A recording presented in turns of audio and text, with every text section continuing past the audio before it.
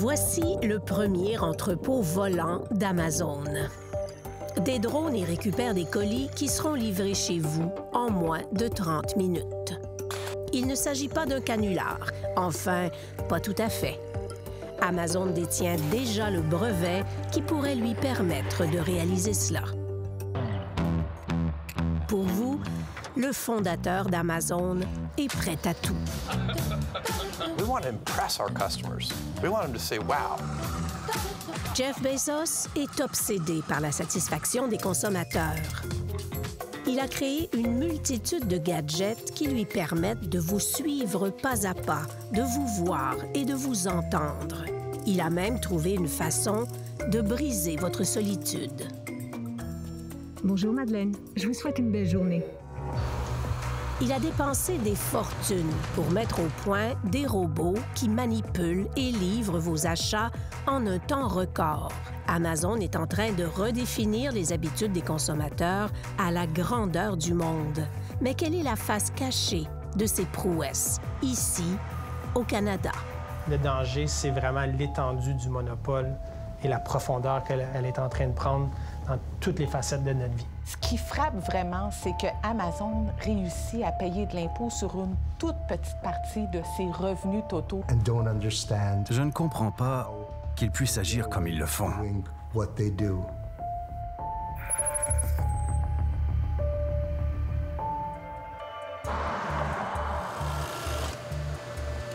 Pour voir l'envers du sourire d'Amazon, nous sommes allés à la rencontre d'entrepreneurs qui ont fait le grand saut sur la place de marché.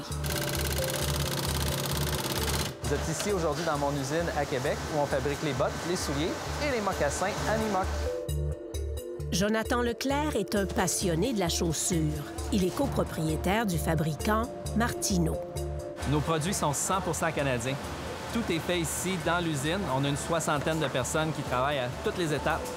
Jonathan vend ses créations dans sa boutique du Vieux-Québec et dans plusieurs magasins du Canada et du nord des États-Unis. Mais ça ne lui suffit pas. Et des consommatrices comme vous, il y en a 300 millions à travers les États-Unis, puis je suis pas capable d'aller les rencontrer un par un. Dans quelques semaines, Jonathan va lancer ses mocassins sur Amazon. Amazon, c'est une vitrine. C'est une énorme vitrine pour un nombre presque incalculable de consommateurs.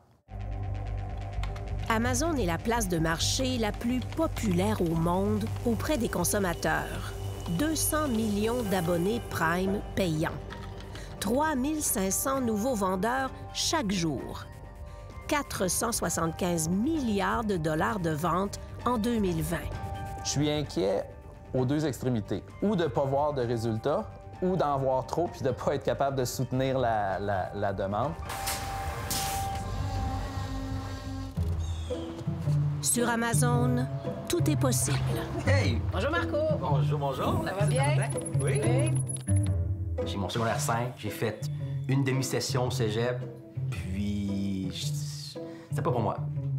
Je suis tombé sur le modèle d'affaires qui est Amazon et ça m'a vraiment sauté aux yeux que c'était « wow, quelle opportunité! » Ça faisait que du sens à mes yeux, là, vendre sur Amazon. Marco Leroux est un des nombreux enfants prodiges d'Amazon. Un masque respiratoire, c'est le premier produit qu'il a mis en vente. J'ai lancé ça en 2016, la première journée que j'étais live, si on peut dire. J'ai fait, je pense, 8 ventes la première journée. L'année dernière, Marco a vendu pour 1,6 million de dollars de masques. C'est mon brand le plus puissant. Fait que ça, c'est ton entrepôt. Marco vend maintenant une trentaine de produits. Il les fait fabriquer en Chine. Il n'a pas d'entrepôt, à part son cabanon, et pas d'employés. Toutes les tâches ingrates, Amazon les fait pour lui. On envoie notre stock, c'est tout là. Eux, ils récoltent les paiements, ils font les remboursements, les services à la clientèle. Comme 92 % des vendeurs sur Amazon, Marco utilise le service FBA, Fulfilled by Amazon. En français, expédié par Amazon. Un service qui n'est pas donné. À chaque fois qu'on fait une vente, Amazon nous prend 15 % de commission. Ensuite, il y a les frais de marketing, les frais de livraison, les frais d'entreposage. L'an dernier, 47 % du montant des ventes de Marco s'est retrouvé dans les poches d'Amazon. C'est sûr que oui, Amazon, c'est les grands gagnants de tout ça, mais il faut le voir, le côté positif de tout ça, c'est qu'il me reste quand même un 20-25 % de profit. Offrir aux vendeurs une infrastructure qu'aucune autre place de marché en ligne n'est capable de concurrencer, ça a été l'un des traits de génie de Jeff Bezos. Je remercie Jeff Bezos d'avoir mis Amazon sur mon chemin, alors... Oui, il est brillant, mais il est diabolique. C'est un génie diabolique. L'entrepreneur Mike Weissel de Knowlton, au Québec, déteste Amazon autant que Marco Leroux la vénère. Ils inventent constamment des façons d'augmenter leur chiffre d'affaires au détriment des PME. L'histoire de Mike représente bien celle de nombreux vendeurs. We've interviewed many small businesses, and they use the words like bullying, fear, and panic to describe their relationship with Amazon. Aux États-Unis, un sous-comité du gouvernement vient de mener une enquête sur les pratiques anticoncurrentielles des GAFA, les Google, Apple, Facebook et Amazon. Il a été mis en lumière qu'Amazon abusait de sa position dominante pour maltraiter ses vendeurs. Ça, c'est la place qu'on fait toute notre production. Pour Mike, les choses avaient pourtant bien commencé. Il y a 10 ans, il a lancé ses produits pour enfants sur Amazon. Des trousses pour fabriquer des brillants à lèvres, des savons et des bombes de bain. Prenez note du mot « bombe ». Nous allons y revenir. Notre chiffre d'affaires augmentait chaque année. Ça allait vraiment bien. Les affaires de Mike vont trop bien. Amazon veut qu'il devienne fournisseur. Ça signifie que vous leur fournissez votre produit et qu'ils le vendent en votre nom. Il faut savoir qu'Amazon est un géant à 2 têtes. Elle est l'opératrice de la place de marché où les vendeurs, comme Mike, affichent leurs produits, mais elle est aussi un détaillant. Elle vend ses propres produits ou des produits qu'elle achète en gros à des fournisseurs, faisant directement concurrence aux autres vendeurs. Le problème, c'est que quand tu deviens fournisseur, ce n'est plus toi, c'est eux qui contrôlent les prix. Mike ne veut pas qu'Amazon vende ses produits à rabais pour ne pas nuire aux boutiques qui les vendent aussi. Il refuse de devenir fournisseur. Pourtant, peu de temps après, j'ai remarqué que mes produits étaient vendus par Amazon. Amazon a contourné Mike et s'approvisionne directement chez son distributeur américain. Amazon me concurrençait et faisait baisser mes prix. C'est la catastrophe. Nos ventes ont baissé de 75 à 80 %. Pour couronner le tout, Mike perd le contrôle de sa fiche produit. On avait embauché des experts et dépensé de l'argent pour améliorer notre site. Mais quelques jours après avoir fait les changements, ça redevenait comme avant.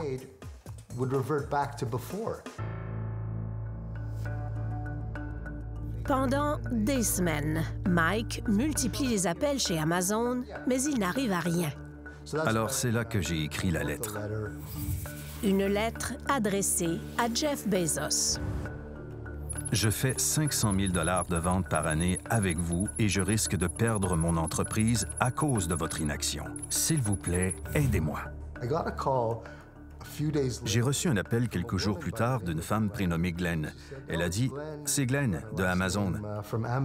Je travaille directement sous Jeff Bezos et il m'a demandé de m'occuper de vos problèmes. » J'ai dit « Glenn, pourquoi modifiez-vous ma fiche produit? » Elle a dit « Oh, c'est simple. Quand on commence à vendre votre produit, on prend le contrôle de votre fiche. »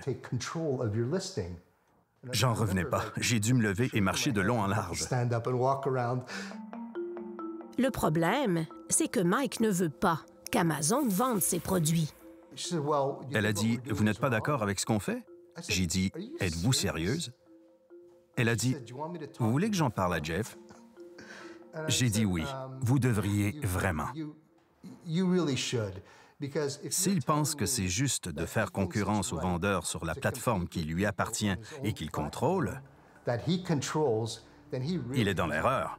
C'est tellement immoral. Amazon n'a pas résolu le problème. C'est Mike qui a convaincu son distributeur de cesser de vendre ses produits à Amazon.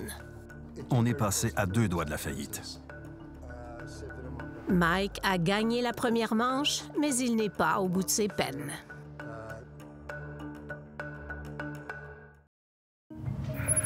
C'est le temps de célébrer pour Jonathan Leclerc. Aujourd'hui, on expédie nos premiers produits chez Amazon. Fait que tantôt, ils viennent chercher ça. On a tout mis ça sur palette, c'est prêt à partir. Fait que d'ici une dizaine de jours, ça devrait être 10-15 jours, ça devrait être live sur le site. Les multiples démarches administratives imposées par Amazon depuis 2 mois sont enfin terminées. On avait des partenaires qui, eux, se sont occupés du côté relation avec Amazon et à chaque fois, j'étais content d'avoir quelqu'un qui s'occupait de ça et que ce soit pas moi qui ai besoin de le faire. C'est le consultant Cassiopée Morin qui s'occupe du dossier de Jonathan. Malgré le fait qu'on a réussi à être dans les temps, on a quand même rencontré des embûches qui, encore aujourd'hui, vont peut-être retarder certains volets du projet. Cassiopée travaille pour Novatize, une des nombreuses entreprises qui se sont développées pour aider les vendeurs à naviguer dans la jungle Amazon. Ici Marco Leroux de Coaching FBA. Marco Leroux a senti le filon. Il a écrit un livre et fondé, lui aussi, une entreprise de coaching. On offre des forfaits complets pour 5 000 $ canadiens. Marco est formel, on ne s'improvise pas vendeur sur Amazon. Il faut avoir les reins solides pour vendre sur Amazon parce que sinon, on peut vraiment s'arracher les cheveux. Les consultants Amazon sont devenus nécessaires à cause des défaillances du service aux vendeurs. C'est affreux, le service à la clientèle Amazon. Il est vraiment... j'ai jamais vu ça comme quoi c'est... Ça, c'est une de leurs faiblesses. C'est un tapis rouge pour les consommateurs. Ça l'est peut-être un petit peu moins pour les marchands. Jérôme Hayek et Monika Szpakowska sont les propriétaires de la marque de jouets Kimbu. Ils vendent sur Amazon, mais aussi sur Etsy, une autre plateforme de vente en ligne. C'est beaucoup plus simple, en général, de faire affaire comme marchand avec Etsy qu'Amazon. Juste pour comparer, au cours des 3 dernières années, on a eu peut-être 3 problèmes avec Etsy, alors qu'avec Amazon, c'est 3 par mois. Le problème qui constitue la hantise de tous les vendeurs, c'est la suspension de la fiche produit. Au moindre petit soupçon qu'on ne respecte pas leurs lois, ils peuvent suspendre la fiche produit ou, pire encore, suspendre le compte au complet. Et là, ben, si on dépend juste d'Amazon, ben, on n'a plus de revenus. C'est ce qui est arrivé à Jérôme et Monika. En septembre 2019, alors que leurs jouets sont en vente depuis 8 mois, Amazon exige un certificat de sécurité qui n'a jamais été exigé auparavant. Un certificat qui est long à obtenir. Ça a pris près de 2 mois. Ben oui, ça prend du temps. 2 mois pendant lesquels les ventes étaient complètement bloquées. C'était en septembre, octobre. C'était la haute saison, juste avant Noël. Parfois, le motif des suspensions est complètement farfelu. C'est que notre produit a été signalé comme hazmat. Hazmat, ça veut dire matière dangereuse. Mike vend pourtant des produits pour le bain. Je pense que c'est le mot bombe. Bombe de bain. Ça a levé un drapeau rouge. Pour les algorithmes d'Amazon, une bombe, c'est une bombe, même si elle est fabriquée de fécule de maïs. Vous envoyez la fiche contenant les données de sécurité du produit et, avec n'importe quelle autre compagnie, l'affaire se réglerait en une journée. Mais pas sur Amazon. On a été sur Hazmat, je pense, pendant 6 mois. Encore une fois, Mike a perdu beaucoup d'argent, mais il est resté sur Amazon. Amazon has nearly 7 times the market share of its closest e-commerce competitor. No matter how angry sellers get, they have nowhere else to go. Une des conclusions de la récente enquête américaine est qu'Amazon est devenu quasi incontournable. Amazon accapare presque 40 des ventes en ligne aux États-Unis contre 5 seulement pour Walmart, son principal compétiteur. Si je me lance une marque en 2021, j'ai presque pas le choix d'au moins faire un bout sur Amazon. Carl Boutet est un expert en stratégie de commerce de détail. Il observe les comportements d'Amazon depuis 10 ans. La façon que je pense qu'ils abusent le plus présentement, c'est avec leur marque privée. De prendre les atouts de leurs partenaires qui vendent sur leur plateforme, puis d'en tirer avantage. Amazon aurait elle-même lancé plus de 400 marques de produits, dont la populaire Amazon Basics. À plusieurs reprises, elle a été accusée de profiter des informations privilégiées dont elle dispose sur ses vendeurs pour reproduire leurs produits les plus rentables. Voici le Everyday Sling par Peak Design. Et voici le Everyday Sling par Amazon Basics. En octobre 2020, Peak Design se rend compte qu'Amazon vend un produit très semblable au sien. Arrête ici. C'est un très bon vendeur. Copions-le. Son propriétaire riposte avec une vidéo satirique. Je me suis dit... Des salauds. Je n'étais pas fâché, j'étais juste comme... C'est vraiment effronté. C'est fait. On l'appelle comment? Je dirais le Everyday Sling. Impossible de prouver que des données privilégiées ont été utilisées dans ce cas-ci. Mais pas de doute sur la source d'inspiration. Même nom, même design, logo presque identique. Évidemment, le prix n'est pas le même. 22 $ contre 79. Ils vont dire qu'ils font juste offrir le produit que la consommatrice, le consommateur veut en utilisant leur position de pouvoir pour leur offrir de façon moins chère. Mais ça fait que ça étouffe ceux qui amènent les nouvelles idées aussi. La vidéo de Peak Design est devenue virale. Un coup de publicité incroyable pour la compagnie, un peu moins pour Amazon. Ils ont discrètement cessé de faire le produit. On les a vraiment battus à plate couture. Toutes les histoires ne se terminent pas aussi bien. We have heard so many heartbreaking stories of small businesses who sunk significant time and resources into building a business and selling on Amazon, only to have Amazon poach their best-selling items and drive them out of business.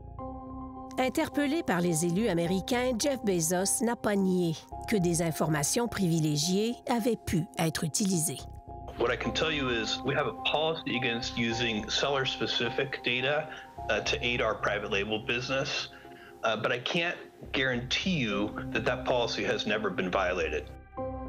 C'est dans ce monde où la compétition est féroce et souvent déloyale que Jonathan s'apprête à sauter. Tout le monde est excité, tout le monde a hâte de voir comment ça va fonctionner et qu'est-ce qui s'en vient. Des millions de consommateurs découvriront bientôt les mocassins de Jonathan. Des consommateurs gâtés par l'écosystème Amazon. Des fois, ce qui est très irritant, c'est les consommateurs qui veulent en profiter de ce système-là.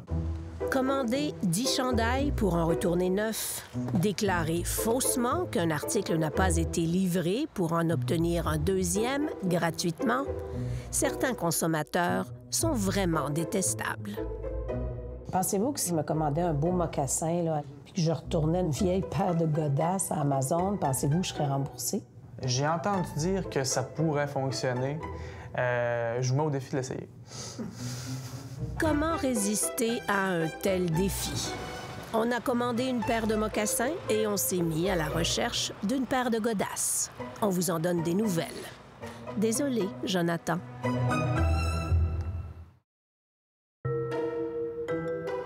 Bonjour tout le monde! On est à la mi-juillet, en plein milieu de l'été, et ça fait quelques semaines que nos mocassins sont en vente sur Amazon. Vous voyez, la semaine passée, on a vendu 7 paires. C'est un départ qui répond à nos attentes. C'est un peu lent, mais c'est ça à quoi on s'attendait. On a très hâte de voir la progression des ventes qui va suivre. Une des paires de mocassins vendues par Jonathan Leclerc est dans cette boîte qu'on vient de nous livrer. On va faire un test. Est-il vrai qu'on peut retourner n'importe quoi chez Amazon et se faire rembourser par le vendeur? On met dans la boîte une vieille paire de mocassins usagés qu'on a payé 3 $ à la place des mocassins de Jonathan qui valent 75 $. Et on expédie le tout chez Amazon en demandant un remboursement. À suivre. I'm Jeff Bezos. I'm the founder of Amazon.com. Avant d'aller plus loin, regardons comment le fondateur d'Amazon a bâti son empire. Les capacités d'une entreprise à livrer du revenu, livrer une satisfaction clientèle, bâtir un empire, c'est éblouissant. Mais à quel coût pour la société? Jeff Bezos a fondé Amazon en 1994 dans le garage de sa maison située en banlieue de Seattle, dans l'État de Washington. 27 ans plus tard, Bezos est l'homme le plus riche et l'un des plus puissants au monde. Comme stratège d'affaires, comme visionnaire d'affaires pour le 21e siècle, à date, il n'y a pas vraiment personne qui l'accote vraiment. Des revenus de 386 milliards de dollars américains en 2020.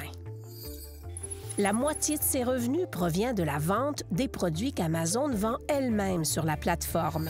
Le reste provient des frais payés par les vendeurs, des services infonuagiques, des abonnements, de la publicité et des magasins traditionnels.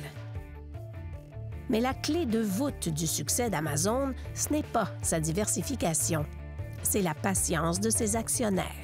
D'habitude, quand on investit dans une compagnie, c'est pour avoir des retours en dividendes, on place parce qu'on veut que la compagnie nous retourne de l'argent. Mais Jeff Bezos, très tôt, a pu convaincre ses investisseurs que c'était à leur détriment de faire ça, qu'ils devaient s'attendre à ce que lui réinvestisse continuellement les profits. Ça semble aller de soi aujourd'hui, mais c'était révolutionnaire il y a 20 ans. Here's the thing I don't understand. The company is worth billions. Yes. The company's never made a profit. That's right. Seems like a new math, doesn't it? Au cours des 10 premières années, Amazon accumule des pertes qui totalisent des milliards de dollars. We are a famously unprofitable company, and we are investing in the future. Amazon se permet de vendre des produits et des services à perte. En investissant massivement dans son développement, elle prend une longueur d'avance qui semble aujourd'hui insurmontable. On ne fait pas face à Amazon. Ils sont rendus tellement gros qu'il n'y a pas de stratégie d'affaires qui vont te permettre d'aller directement face à face avec Amazon. Même si t'es Walmart, même si t'es Costco. Réinvestir la majeure partie de ses profits comporte un autre avantage. L'équation est vraiment simple. Moins on fait de profit, moins on paye d'impôts. Nous avons demandé à la fiscaliste Brigitte Alpin d'analyser les états financiers d'Amazon. Ce qui frappe vraiment, c'est que Amazon réussit à payer de l'impôt sur une toute petite partie de ses revenus totaux durant ses 20 premières années d'opération. Entre 1995 et 2014, pendant qu'Amazon établit sa dominance, elle génère 409 milliards de dollars de revenus. Mais son bénéfice net avant impôt est de 4 milliards seulement, l'équivalent de 1 % de ses revenus. Nous avons aussi demandé à Brigitte Alpin d'analyser les états financiers de 2 des concurrents d'Amazon. On s'aperçoit que Walmart et Costco ont une partie de leur revenu total qui devient imposable, qui est beaucoup plus élevé qu'Amazon. De 1995 à 2014, le bénéfice net avant impôt de Walmart représentait 5,3 % de ses revenus totaux et celui de Costco, 2,8 %. Mais ça ne s'arrête pas là. C'est que sur ce petit bénéfice, Amazon réussit à payer beaucoup beaucoup moins d'impôts que ses concurrents, Walmart et Costco, ses concurrents dans le monde tangible. Si on regarde Amazon de ses débuts à 2020, une période de 26 ans, on découvre que sur son petit bénéfice, elle a payé 9,8 d'impôts. Pendant la même période, Walmart et Costco payaient respectivement 31,8 et 30 d'impôts. C'est énorme lorsqu'on constate qu'une société paie 3 fois moins d'impôts que ses concurrents. On peut se laisser aller à imaginer qu'est-ce qu'auraient pu faire les concurrents et même l'industrie dans son ensemble, si elle avait été imposée à un niveau d'imposition qui est égal ou similaire. Un des facteurs qui explique le faible ratio d'impôts payés par Amazon est qu'elle opère dans le cyberespace et non dans des magasins physiques. Ça permet à Amazon de pouvoir manipuler son revenu puis l'établir dans les juridictions où est-ce que les taux d'imposition sont les plus faibles, alors que Walmart et Costco sont obligés de payer un certain degré, un certain niveau d'impôt dans chacun des pays où est-ce que les magasins sont installés. Amazon paie de l'impôt au Canada, mais a refusé de nous dire combien. Par courriel, pour expliquer son faible ratio d'impôts payés, elle nous a écrit « Les investissements de capitaux, la rémunération en base d'actions et les crédits d'impôt au titre de la recherche et du développement sont pris en compte dans le calcul de l'impôt sur le revenu d'Amazon aux États-Unis, ce qui réduit nos obligations fiscales et notre taux d'imposition effectif. » Les avantages d'Amazon pour l'économie canadienne sont bien moindres qu'ils pourraient l'être si Amazon prenait certaines mesures. Dave Bryant est un des consultants Amazon les plus reconnus au Canada. Je suis à la plus grande conférence Amazon du monde.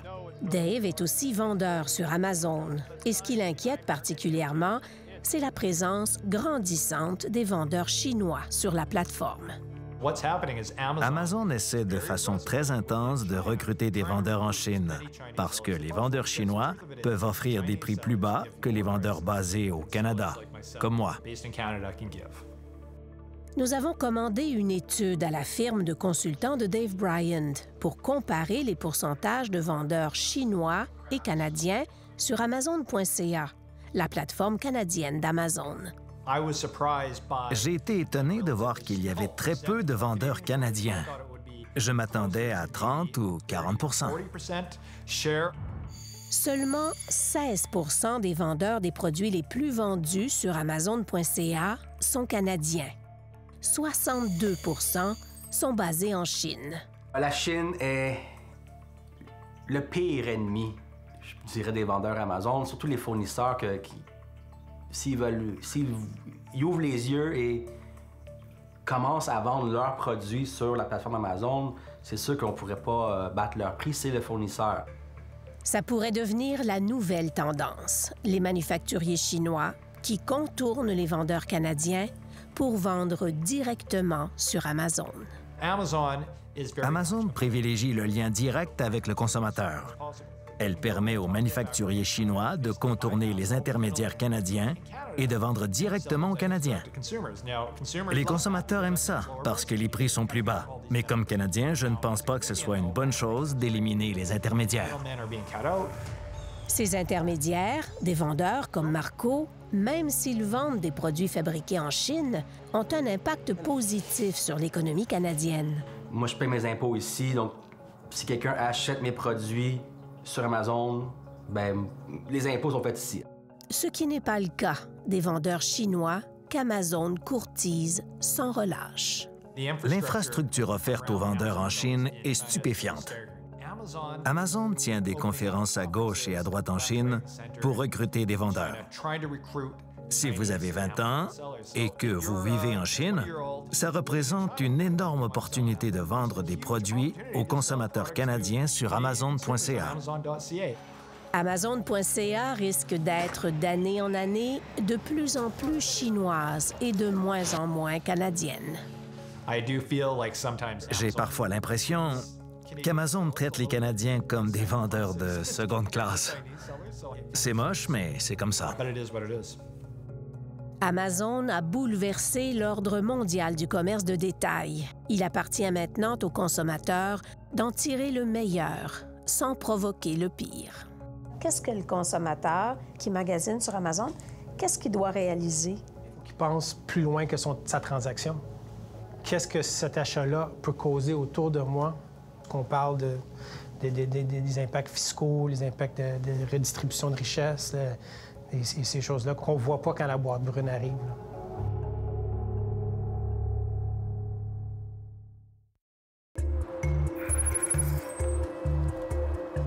Claude Larose, jeune retraité, a 2 jouets préférés, sa luxueuse voiture électrique et son enceinte Echo d'Amazon. Alexa, ask my car what is the range left. Red October has 320 kilometers of range available. C'est le côté pratico-pratique, si on veut, de la technologie que j'adore. Alexa, allumer cuisine. Fermer buffet. Ajuste mon thermostat à 20 degrés. D'accord. Alexa peut envoyer vos commandes à des milliers d'appareils Wi-Fi. Grâce à elle, Amazon vous entend. Et, avec ses appareils de sécurité Ring, Amazon vous voit. Quelqu'un est à la porte d'entrée. Bientôt, une caméra drone sera disponible pour l'intérieur de la maison. Ça remplace beaucoup de choses, dans le sens comme ma liste d'épicerie, au lieu de la prendre en note, je la dis vocalement à Alexa. Alexa, ajouter chips sur liste d'achat. Les appareils d'Amazon enregistrent et transmettent une foule d'informations vous concernant dans les serveurs de l'entreprise. Pourquoi est-ce qu'ils ramassent ces données-là? Si c'est dans le but de me vendre quelque chose, c'est probablement le but principal. L'objectif pour Amazon, c'est d'être dans une place qui a assez de data, assez de données, pour anticiper nos besoins avant que nous-mêmes, on arrive à l'anticiper. Le jour où Amazon commence déjà à m'envoyer des produits avant que je sois au courant que je n'ai de besoin, puis que la boîte arrive à ma porte, puis dit « Ah ben oui, c'est vrai, quelle bonne idée! » Ça va être un avantage concurrentiel vraiment fort. Voici Amazon Halo. Amazon aura bientôt tout un arsenal de données supplémentaires. Le bracelet Halo, lancé en 2020, va en savoir beaucoup plus que les autres moniteurs d'activité. Halo utilise la caméra de votre téléphone pour connaître votre pourcentage de graisse corporelle. C'est sûr que là, on arrive à une limite d'ingérence au niveau de la vie privée. Le nouveau territoire d'expansion d'Amazon, c'est la santé. En 2018, elle a acheté PillPack, un service de pharmacie en ligne. Et depuis peu, elle offre des services de télémédecine. Le risque pour nous de divulguer autant d'informations à une compagnie comme Amazon, c'est le conflit d'intérêts. On peut arriver à une étape où, d'un côté, on va nous encourager à manger plus de sucreries, puis d'un autre côté, on va nous encourager à consommer plus de pilules pour traiter notre diabète. Plusieurs gouvernements à travers le monde se demandent comment faire face à la croissance galopante d'Amazon. La Commission européenne a ouvert 2 enquêtes sur les pratiques potentiellement anticoncurrentielles de l'entreprise. Le Bureau canadien de la concurrence mène aussi sa propre enquête depuis 1 an. Et aux États-Unis, on a recommandé l'adoption de lois qui pourraient empêcher Amazon d'entrer en concurrence directe avec ses vendeurs. Si cela entraînait une hausse des prix, on pourrait bien voir les consommateurs se lever pour protéger Amazon. C'est sûr que ça prend une volonté politique vraiment très forte pour aller à l'encontre du bien du consommateur. Si on perçoit qu'une loi va venir baisser le pouvoir d'achat, c'est sûr que politiquement, ça peut être vu comme un suicide. Amazon a refusé de nous accorder une entrevue à la caméra. Par courriel, au sujet de la concurrence directe entre Amazon et ses vendeurs, elle nous a écrit « Notre engagement envers nos partenaires est plus ferme que jamais. Nous travaillons fort pour les aider à réussir. » Au sujet des suspensions de comptes, elle ajoute « Nous travaillons fort pour prévenir toute application erronée des politiques. Nous veillons à ce que les vendeurs disposent de délais suffisants pour les demandes de documentation. » Pour ce qui est des retours abusifs, vous vous souvenez de l'expérience que nous avons tentée avec les mocassins de Jonathan? Amazon écrit « Nous prenons les mesures nécessaires dans les rares cas où les clients font un usage abusif de notre politique de retour. Mais, dans les faits... Jonathan, je vous dois de l'argent. Ben voyons. En fait, je vous dois 83 et 22 sous parce que j'ai acheté cette jolie paire de mocassins et j'ai retourné cette vieille paire de mocassins payée 2 $ et j'ai été complètement remboursée par Amazon. Pour vrai? Pour vrai. Il y a tellement un volume élevé sur Amazon qui ne contrôle pas ce qui se passe dans le détail, là. Depuis 9 semaines, 10 % seulement des 700 paires de mocassins que Jonathan a envoyés chez Amazon ont été vendus. J'aurais aimé ça que ça aille plus vite. Mais on se rend compte qu'Amazon, c'est une plateforme sur laquelle c'est difficile de se démarquer pour une marque nouvelle, comme nous. Mais on travaille dessus, puis on voit une progression. Jonathan est convaincu qu'à long terme, Amazon aura un impact positif sur sa compagnie. Il n'a pas perdu espoir, juste un peu de naïveté. Moi, en tant que vendeur d'Amazon, je suis juste un morceau du puzzle qui sert à Amazon à vendre à son client directement. C'est le client d'abord et avant tout.